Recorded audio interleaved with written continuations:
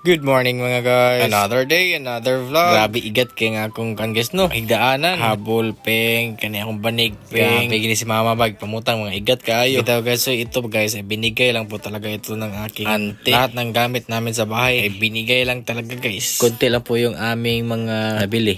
Pagising ko sa umaga, napakaganda po ng aking pagising. Kasi nakikita ko po yung napakagandang view dito sa bintana. So magtupi po tayo ng aking. So ganito lang po talaga ako magtupi guys. Tapos ilagay dyan. Ayun. Tapos na. Iinom tayo ng tubig na may garlic. Kasi alam nyo guys, mataas po yung aking BP. Mo sa tatakihon. Simba ko lang. Guys, mag healthy lifestyle at karon. So inom tayo ng tubig. At saka titingin tayo sa labas kung mayroon ba tayo makikitang magandang dilag. So maliit lang po to talaga yung kwarto ko guys. Bali, i-renovate ko na ng pakunti-kunti. Kasi yan lang muna yung kaya sa budget. So, hindi na ako nag-vlog guys sa pagkabit namin ng kisame. Kasi one day lang talaga yung paggawa nito ni Papa guys. Sobrang bilis lang.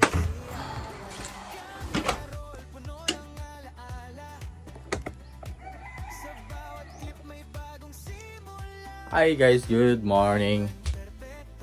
So, ano nyo guys, sobrang saya ko ngayon kasi marami po akong makukuhang mga gulay sa aming bakuran. So ngayon, bali mag-harvest po ako ng iba't ibang gulay. So meron po ako dong pipino. So yung pipino ko bali kahapon, nagawa po ako ng juice kasi hindi ko na siya maan talaga lahat. Basta marami siyang bunga guys. Kung meron din bumili, mas better kung meron bumili. Kung walang bumili, so gagawin ko ng juice to. So, nabigyan ko na din si Bro Yongit yan kahapon. So, mag-harvest tayo ng mga gulay dun para pagulayin natin si Mama, no? Putan lauoy. Kasi kahapon nagkuha na din po ako ng alugbati. Kuha tayo ng basket tita.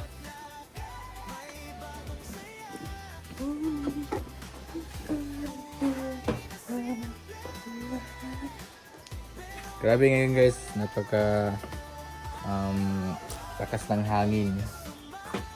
Sa bagat, may bagyo kasi sa sabi nila may bagyo patay ng manukas. Oh bag, go sumop. What? Bandam. Go sumop ba? Today.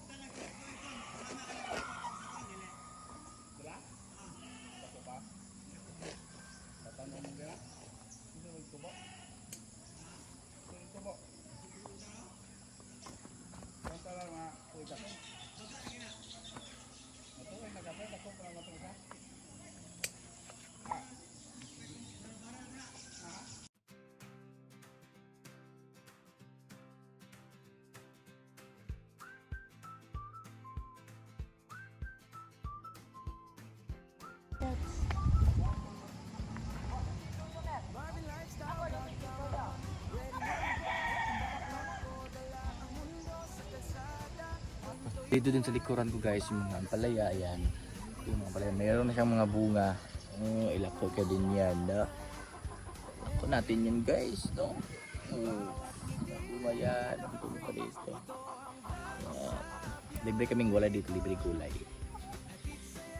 So, hello guys, dito tayo ngayon sa garden kasi mag-harvest tayo ng pipino. So, ito na po yung bunga ng pipino. Titignan natin kung ilang kilo ba siya. Sa tingin ko naman makaabot po siya ng 6 na kilo.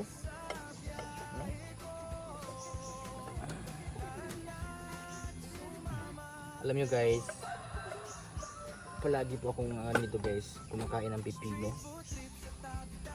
Kasi pampaliit daw to ng tiyan. Oh ma. Lagay na natin sa 3 kilo. Pampaliit daw to ng tiyan. Ha?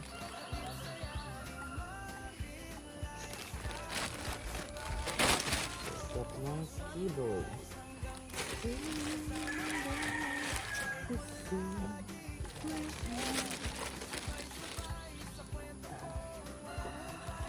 At saka masarap din to sa juice guys.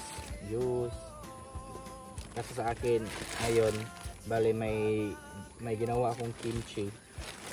So sinasahog ko po siya sa kimchi. Ito po, napakasarap. Ito 3 kilo.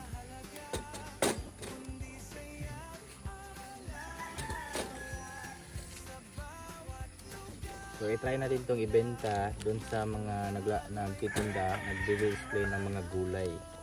Kasi may anak ko ngayon, may langkad ako ngayon guys. Pahugasan ko akong motor ko. Gasi ito ba? Nakuy ang guys ayo. Pahugasan ako sa motor. Gasi ito ko motor pa rin, malakaw ko. So ala, mga 7 kilo pala to siya guys. 7 kilo ba? Ayo guys. Kana di mo hugas. Gasi ito ba?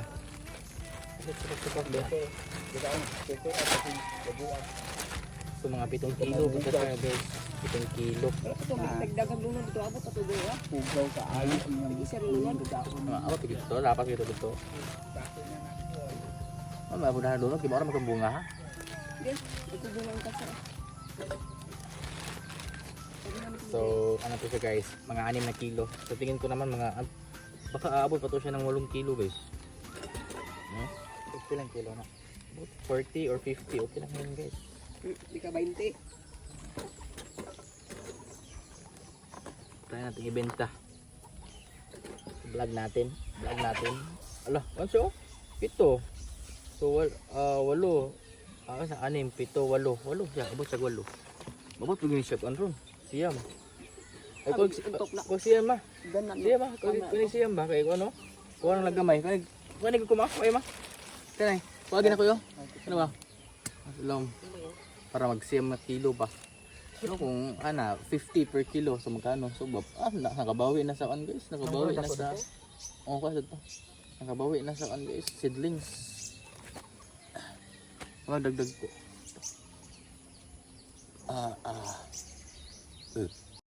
Guys, andito naman po tayo ngayon. So ito guys, second day. Meron na namang pipinong lumalaki. So kaya ang gawin natin ngayon ay ha-harvest. Kasi alam nyo yung aking mga alagang manok na pakakulit. Sila po yung mag-harvest kapag hindi ko na-harvest yung mga pipino. Kaya yung iba kong mga alagang manok ay kinatay ko na, ginawa ko na po silang buong manok. Kung sa Bisaya pa, tinatawag na tinibuok na manok. Kaya wala na akong i-chop-chop guys. Kaya maluoy mo ko dapat tibuok ko. Siyempre, kunan mo din ng balahibo. Para kang ibang nilang niyan kung kakainin mo lahat pati balahibo ng manok. So itong pipino guys ba, napakaganda talaga guys. No? Kasi alam nyo, tuwing umaga pagising ko, ito yung aking kakainin. Minsan nga, bibili ako ng tinapay, tapos magbili ako ng mga lettuce. Kasi dito sa amin guys, may andin dito, may farm na nagtitinda ng lettuce. So kaya sinasahog ko po yung pipino. Kaso wala pa akong kamatis, magtanim din ako ng kamatis guys. Pero wag muna ngayon kasi ulan. Sunod na lang siguro guys.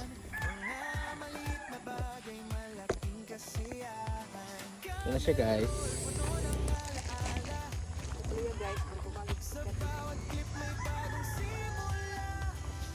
Awa guys, so ngiga guys, makalakaw tagas ingon ani gini mag-vlog, dapat na kay mga transition. Ay, inom lagi pagsik na makaon mo na. Gunting na. So dito naman si Mama naman po yung taga-bugha. Bitaw guys, tagbugha o panggatong si Mama diha. Isa mo grabe kakusog yun sa hangin, naghabagat naging siya guys sa bundok to, napakalakas siguro ng hangin. So ngayon manguha pala ako ng mga gulay guys kasi gusto namin mag-utan lawoy. Ito nanguha ako ng alugbati. Ito ay tinanim ni Mama guys, tapos ako naman yun naglagay ng fertilizer. Tapos ngayon dumadami na po yung mga alugbati. Kasi guys, alam nyo, napakasarap po nito lagyan na, ay hindi, isahog po ito sa munggo.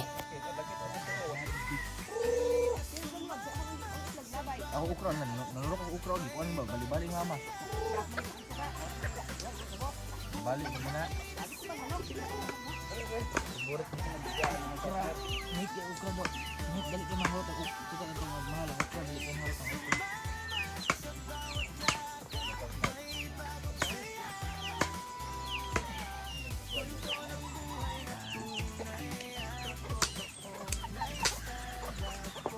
Bukan ang tamas. Pagsukal ito butanan.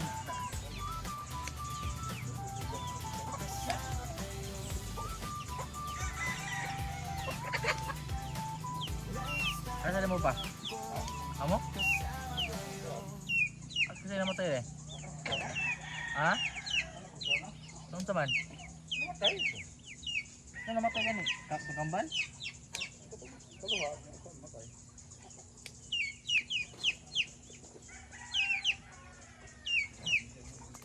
Ha? Ay, lumong dayon? Ha?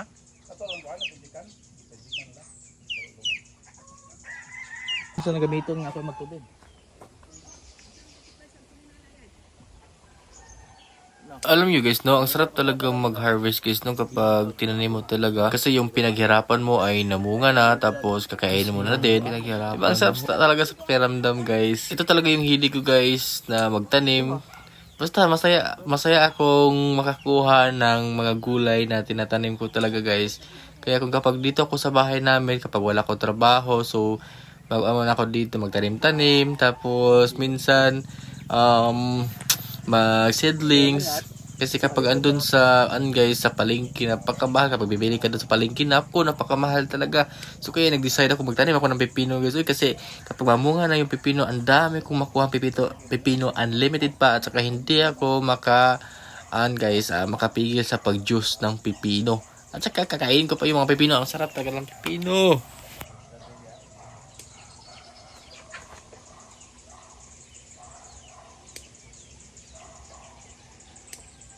Daghan na ni Rog, di na ni mahurot.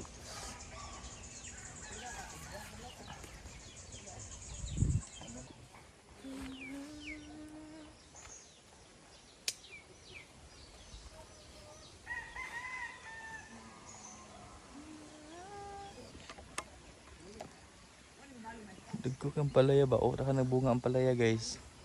Pwede na ni mabaligya. Ito siya, nakapay.